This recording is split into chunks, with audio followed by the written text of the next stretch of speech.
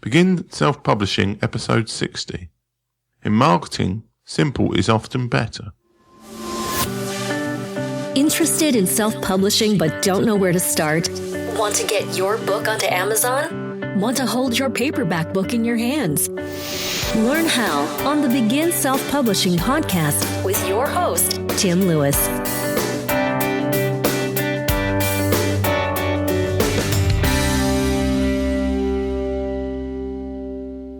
Some time ago, I talked to you about my marketing efforts I was planning to make to try and restart the sales of my old Magpies and Magic book. One of the reasons I haven't mentioned it recently is because, in general, most of my efforts with promoting Magpies and Magic have not been that successful. I thought I'd do an episode taking you through all the marketing efforts I made to try and promote that book, and also some of the marketing efforts I've made to try and promote this podcast itself. I've in general been more successful in marketing the podcast than I have in my own books. And I think I've actually stumbled across something with marketing my podcast that seems to be fairly effective. And I'm going to look to try and transfer the same success over to marketing my books as well. The conclusion I've come to is that actually there's a lot more to be said about how you do things in terms of marketing and actually what you do. It's the old adage of it's not what you do, it's the way that you do it coming into fruition again. Some of the efforts I have made for my Magpies and Magic book in terms of marketing have shown great promise, but I've just not really worked out how to actually transfer them into book sales. I think if I applied a bit more strategy and looked at things a bit more simply, then it might help me. There are 5 things that I basically trying to restart sales in my Magpies and Magic book, which has been available for over a year now. Me being me, they're not your normal BookBub or other marketing strategies. They're all new things that are sort of on the cutting edge or near to the cutting edge in terms of marketing. It comes from my try out the new personality and the fact that I like to try these new things. So the 5 things I tried were Snapchat geo filters, localized Facebook ads, the FameBit influencer platform, Facebook Canvas ads, and the Goodreads giveaway. These are the 5 things that I tried for my marketing my book. In terms of what worked most successfully, in some ways it's the Goodreads giveaway.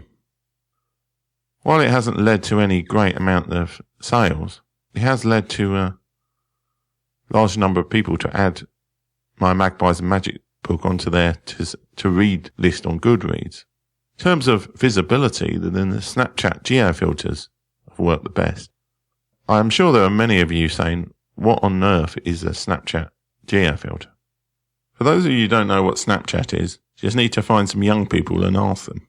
It's a messaging platform which is taken on some social media attributes, where you can take a photograph of something, maybe make a few edits to it to add little smiley faces and text, and you can add emojis and various other pieces. And you can either send that to an individual, or you can send it to a story that you run every day. And then people who are your friends on Snapchat can see your story or any individual messages you've sent them. Now there is this feature called filters where if you're in Snapchat in a particular area, or sometimes if on a particular time, then you can scroll across and you get a little graphic that's superimposed on top of your Snapchat message. So if I took a picture of Trafalgar Square in London, I could swipe across and find a London geo filter, and it would say something like London in big writing, or maybe a picture of Big Ben or something along those lines. It's almost like a kind of template on top of your Snapchat picture. Something that they recently introduced in the last year is what's called geo filters. And you, as a business, you can buy a geo filter, which means that you can, for a particular area at a particular time, you add your own custom geo filter into that list of filters that's available in a particular area. Well, my experiments with doing this have been basically to find things like soccer matches and big events and set up a geo filter on top of them. So this might be a picture of the magpie from my book with a bit of text about Magpies and Magic underneath it. In terms of the statistics on Snapchat, this has actually had quite a lot of people adding this geo filter onto their pictures, and quite a lot of people actually seeing the filter in the list. In terms of book sales, it's made virtually no difference whatsoever. So people clearly like the filter, but they're not necessarily then in a position to go and remember to buy the book. One of the great drawbacks of Snapchat geofilters is that in the rules you can't include anything that looks like a social media profile name, so you can't put @ anything. And you can't include a website address in the list of text that you put on your geofilter. So you really have to be quite general in what you're putting there. You can say something like buy on Amazon, but you can't say buy on Amazon.com. Comes back to this old problem that it's very hard to take cold traffic. That is, people who have never heard of you, and change them into people who want to buy your book. So I think there is great potential in Snapchat geofilters. It's just, I've not really worked out what is the best way to use them. I've actually had more success with them in terms of marketing this podcast, but I'll come on to that later. While these Snapchat geofilters aren't that expensive relative to what you're getting, they aren't cheap either. If you want to, say, get a Snapchat geofilter over a soccer game that lasts 2 hours, say, in a fairly small area, that's going to cost you about $80 or so. If you're looking at a bigger event or area, then you're talking about several $100s for a fairly limited time period. But I'm sure if you applied it correctly and used it in tandem with other marketing things, and if your book was to do with a particular physical area, then certainly Snapchat geofilters should be something you seriously look at. Snapchat geofilters got me thinking about localized areas in general. I did toy with the idea of setting up a geofilter over Hartsfield-Jackson Airport in Atlanta, which is the world's busiest airport, under the idea that people are bored at airports and they're probably looking for an e-book or something to read. The trouble is, Atlanta Airport is enormous, and it would have cost quite a lot of money to set up a Snapchat geofilter for any period of time. So rather than doing this, I noticed that an option in Facebook advertising is to select a particular radius to do your Facebook advertising in. So I thought I would start running localized Facebook ads to people in Hartsfield-Jackson Airport in Atlanta, which is the busiest airport in the world. For whatever reason, this didn't really work at all. It could be that this old issue that people don't buy off Facebook, or my hypothesis that people were waiting to buy books at an airport while they're waiting for a connection. Maybe people had already got all their ebooks before they've even headed to the airport. I also think that if you're trying to sell direct from Facebook, you're always in a difficult position. So after failing with that, I went on to quite a different tack. I saw a video on a YouTube channel, which is about people who produce YouTube videos. It's a guy called Darryl Eves. I saw him on a YouTube video who was talking about a website called famebit.com. Now, he was talking about this from a way of people who've got YouTube videos monetizing their YouTube video. Basically, the way this platform works is that it matches up brands with YouTube creators, other social media influencers, and allows a brand to pay an expert to feature their product on either their YouTube or Instagram or Twitter account. So I thought I would try this from the other perspective. I'm always interested in these potential monetization avenues, because obviously I look at these things and think, well, if I change my podcast into a YouTube video, I could maybe monetize it this way. But I also think of things from the book sales point of view. So I thought I'd try out the FameBit platform myself as a brand. I thought I'd hedge my bet, and I picked 4 people out to try and advertise my Magpies and Magic book. I have to say that the great issue is that I didn't really get very good value for money from the people I hired. 3 of them were on Instagram, which is a fairly new platform to the FameBit account, and they didn't really post very much for the money I paid them. They seemed to be not that bothered about the success of the campaign at all. And I think this is an issue. While they did what, in effect, I paid them for, it wasn't really very good value for money. One of them I actually got a review for my book out of, and I didn't pay as much for that actual Instagram post either. But the others, it's like I didn't even get any spike of sales at all. The YouTube creator, it seemed to be going well, but then they've just disappeared and I've not heard anything from them for months. So I've had to ask for a refund for that particular account. So I wouldn't necessarily say that FameBit is a totally pointless platform for self-publishers to use.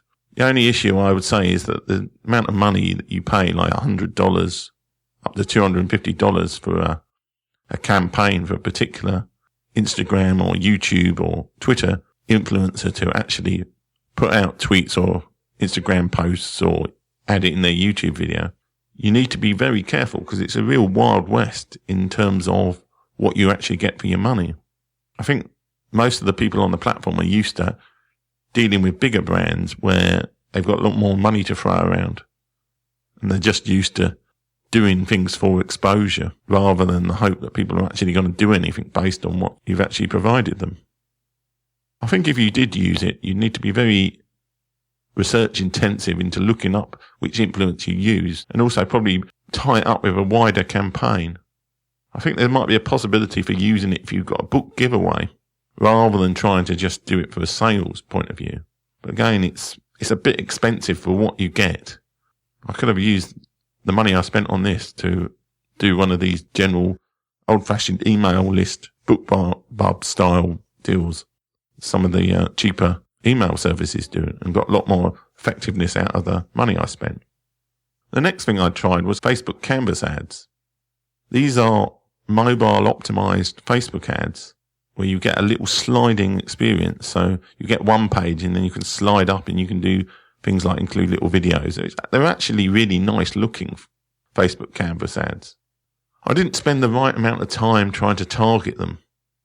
And even though I got an awful lot of likes to my Stone and Press Facebook page, it didn't actually result in any sales whatsoever. So I think if you've got the targeting sorted out on Facebook ads, it might be worth considering trying to create some Canvas ads if your target audience is mainly mobile. They are definitely novel and striking, but I think, again, with anything, you need some sort of plan or idea before you start using them. The last thing I did was 2 book reads giveaways, one in the UK and one in the US. This has resulted in an awful lot of to read statuses, over 500. But at the moment, it's not actually got an awful lot of people reading or buying the book. This may lead to some sales in the future, so I don't necessarily know if it's been totally unsuccessful. I've tried quite a few things for marketing this podcast as well. I'm going to pick out 5 of them, one of which has been fairly successful in the last week or so. Now, the great thing about a podcast as opposed to trying to market a book is that there's a lot less friction in terms of somebody listening to a podcast than there is to asking people to pay money for something. Now, obviously, with some sort of content marketing strategy for your books, you can take them to a podcast or a blog first, and then from there push them onto your mailing list and then push them into buying your books. So a lot of the strategies that I suggest here are potentially usable for book marketing as well. The first thing that I tried, which is a common thing with the Magpies and Magic campaign that I run, was the Snapchat geofilters. After having not much success with geofilters, I thought I'd try one for the podcast. I set up a geofilter for Leicester City's final Premier League games, and I believe that led to increasing downloads for this show. However, again, it's hard to justify the expense of setting up a geofilter just to push up download numbers. 2 other things that I tried out, Facebook lead ads and Twitter lead cards. These are both ways that you can, on those platforms, you can just set up a little automatically pre-filled form with the person's email address, and they just click a button to subscribe to your email list. I tried a Facebook lead ad campaign, and that worked fairly well in terms of value for money for every email sign up I've got. The only trouble I had with Facebook lead ads is that you have to, unless you're prepared to pay for a service like Zapier to integrate between the Facebook lead ad and your email provider like MailChimp, then you have to manually keep checking the lead ad to see if anybody signed up. and then add them onto your email list manually. I found this extremely stressful to do because I knew that if I waited till the end of the campaign to add everybody on, then a lot of people would be wondering where this email they received came from and wouldn't do anything with it. With Twitter, there is integration now with MailChimp that you can do for free. It's really, really fiddly to set up Twitter lead cards from MailChimp, which is the email provider I use. But it can be done. As far as I'm aware, you can't set up free lead posts in Facebook, but you can in Twitter. So what this means is that you can create what's called a Twitter lead card, and it creates a little thing that appears inside your tweet where people can sign up to your email list just by clicking on it. If you look at my Begin SP podcast Twitter account, I've pinned a Twitter lead card at the top of my profile now. So if you want to sign up to the email list where you get a 7-day free email course, you can just go to my Begin SP podcast Twitter account and click on the pinned tweet, and it'll sign you up for my email list. This is actually pretty cool. I've not actually yet had anybody apart from me on my own other account sign up for it, but I think in going forward, Twitter lead cards could actually be very significant for a lot of authors and other people hoping to sign people up for their email list. Similarly, I think Facebook lead ads could be a potential way for authors to get leads if they retarget lead ads towards people who've already visited their website. So what is the strategy that I've actually started using that's starting to show some results? One of the things that I've been meaning to do for ages in terms of promoting the show is to create a catalogue of quotes from guests on the show. So about a week or so ago, I literally went through every episode of the podcast where I've done an interview and extracted in written form a quote from each guest. I then went through and created, using canva.com, a whole series of graphics with the photo of the person and the quote in front of it, both in the square format for Instagram and in the portrait format that Pinterest likes. I then went to Buffer, which is the social media scheduling tool I used, and set up so that for each day, a particular time on Instagram, for each day at a particular time on Pinterest, I would add in one of these quote graphics. Now on Pinterest, there's not really been much difference as far as I can tell in terms of anything from doing this. But on Instagram, I've noticed a massive increase in the size of my Begin SP podcast account in terms of the number of likes and the number of new followers I've got. I've almost doubled the number of followers I've got on that account in just a week by doing this consistent posting of quote images. Now, one of the things that I've been careful about is to make sure that I select a very wide group of hashtags for each one of these quote images. Because I know enough about Instagram to know that if I just posted quote images, it wouldn't make any difference whatsoever. But because you're pre-scheduling everything, you can give a bit more thought and effort to what hashtags and things to use.